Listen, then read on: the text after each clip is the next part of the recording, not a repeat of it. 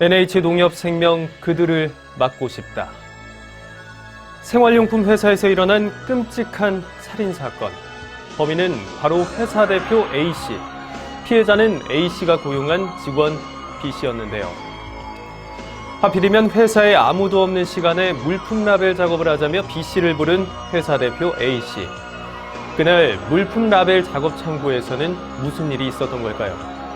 왜 그날 B씨는 작업 창구에서 다시 나올 수 없었던 걸까요? 그런데 말입니다. 꽃다운 나이에 B씨에게 벌어진 비극적인 사건. 이것도 보험금을 노린 A씨의 살인 행각이었다면 여러분은 믿으시겠습니까?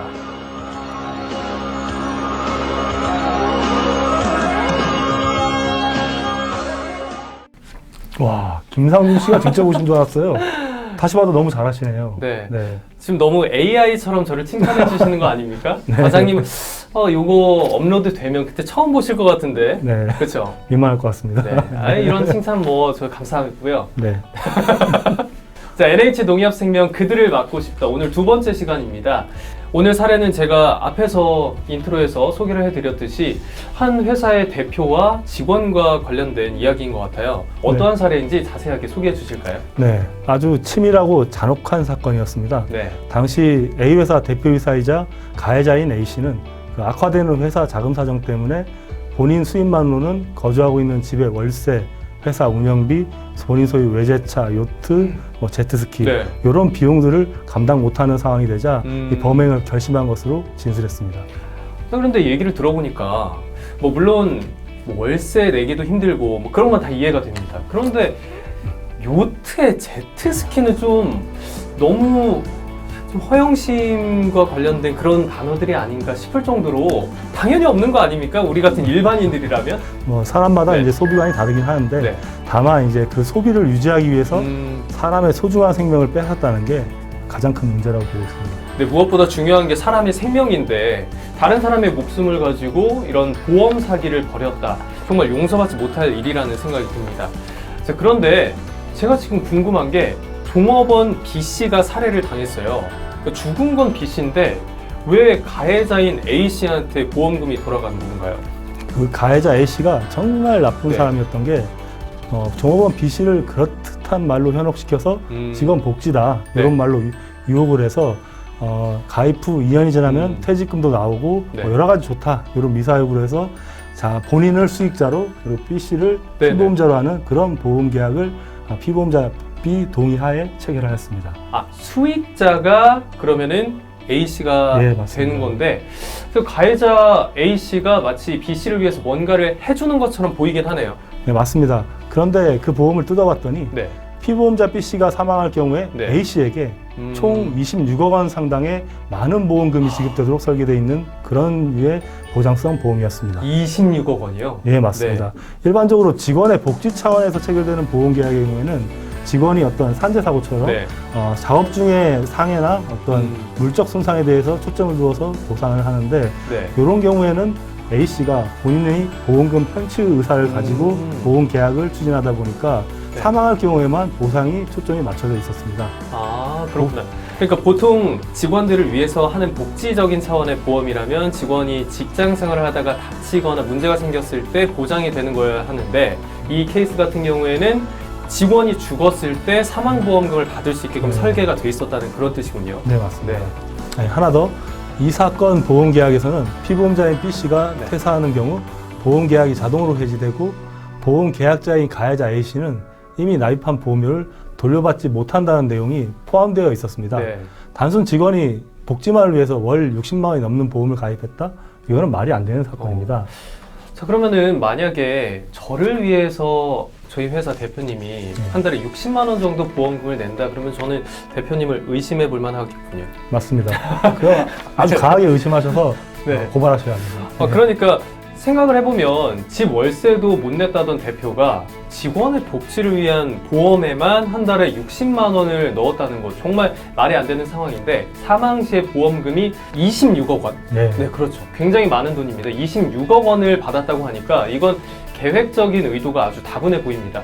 아무리 26억 원이라고 해도 이게 가장 큰 문제는 사람의 목숨을 담보로 했다라는 건데 정말 인면수심의 악질적인 그런 범죄 아닙니까? 네, 제가 다룬 사건 중에서도 굉장히 악질적이고 네. 처음부터 끝까지 의도적인 사건이었습니다. 음, 보험 가입하고 네. 범행에 사용할 그 흉기도 본인이 직접 철문점에서 구입할 정도로 이렇게 아주 치밀하게 계획된 사건으로 파악했습니다. 와, 흉기까지 직접 준비했다고요? 네. 이건 진짜 분노가 끓어오르는 범죄인데 이게 말이 됩니까? 이 사람이 아무리 합당한 죗값을 치른다고 하더라도 그게 너무 부족할 것 같아요. 사람 목숨인데 이건 웬만한 죗값 아니면 분이 풀리지 않을 것 같습니다. 이게 사실 무슨 벌을 받아도 저는 용서가 안 될 것 같아요. 네. 안 그래도 이 사건 종결 내용을 확인했을 때 네. 무기징역을 받긴 했어요. 그래도 이제 소중한 다른 사람의 목숨을 빼앗아서 네. 이제 영리를 취하려고 했다는 그 자체가 죄값이 될 수 없고 용납이 안 되는 사건이라고 네, 생각합니다. 맞습니다. 정말 뭐라고 말을 할 수 없을 정도로 안타까운 사건입니다. 더 이상 이런 일이 발생하지 않게 보험 사기 방지를 위한 철저한 수사와 또 예방을 위한 우리의 적극적인 관심도 필요해 보입니다. 자, 이렇게 사례에 대한 이야기를 듣다 보니까 용어들이 좀 생소하더라고요. 아마 보험에 가입하시는 많은 계약자분들도 이런 부분에 대해서 헷갈려 하시기 때문에 정리해 두시면 굉장히 좋을 것 같은데 보험 계약자, 그리고 피보험자, 보험 수익자 이런 것들에 대해서 좀 명확하게 정리해 주시겠어요? 네. 저희가 누굽니까? 보험 전문사 NH농협생명 네, 아니겠습니까? 맞습니다. 아주 쉬운 설명 영상을 곧 업로드할 예정입니다. 네, 지금 알려주신다는 게 아니라 추후에 업로드가 된다는 예, 얘기인가요? 맞습니다. 그래도 간단하게 좀 설명을 해드리자면 네네네. 계약자는 보험 계약서에 직접 서명을 사인을 하는 사람, 네. 즉 계약을 체결하는 사람을 말합니다. 그러면은 보험회사에 찾아가거나 아니면은 이 설계사분들이랑 같이 만나서 직접 계약서에 사인하시는 분이 계약자가 되겠군요. 네, 그렇죠. 네. 다음으로 피보험자는 보험사고 발생에 객체가 되는 사람을 말합니다. 쉽게 말해서 아파서 병원에 가면은 보험 계약에 따른 그 급부를 달라라고 할 수 있는 피보험 대상을 말합니다. 그러면 한 가지 궁금한 게 보험 계약자가 납입 대상자가 되는 거 아닌가요? 맞습니다. 그렇죠. 그러면은 돈은 보험 계약자가 내되 네, 그러면은 피보험자는 다른 사람이 될 수 있다라는 설명이신가요? 맞습니다. 그렇군요. 생명보험에서 보험사고란 네. 사람의 생로병사와 관련된 사고를 말합니다. 네. 자, 그러면 제가 피보험자로 계약이 체결이 되어 있는 경우에는 보험 계약자가 아니라 제가 아파야 보험금을 청구할 수 있다는 말씀이신가요? 네, 맞습니다. 네. 여기서 보험금을 청구할 수 있는 사람이 보험 수익자입니다.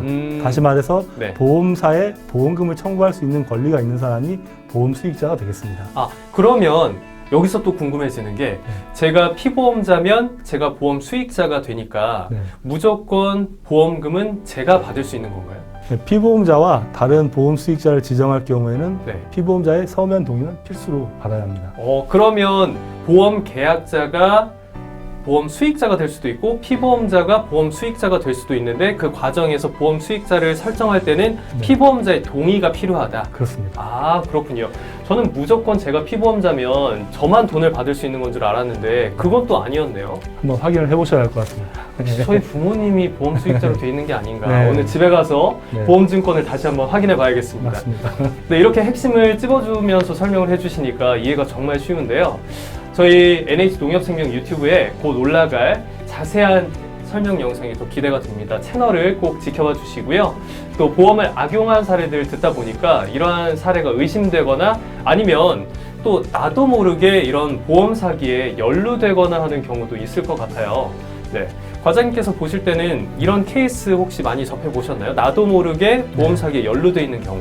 아무래도 병원이나 아니면 네. 제3자가 개입돼서 자기도 모르게 보험 사기에 연루돼서 억울하게 처벌받거나 이제 그로 인해서 보험 계약까지도 유지할 수 없는 선의의 피해자도 나오기 마련이니까 본인도 직접적으로 사기 사가 없다고 해도 연루되진 않나, 누가 보험금을 받게 해주겠다, 네. 이런 말로 달콤하게 꼬드기는 말은 한 번쯤 우리가 의심을 해봐야 할 것 같습니다.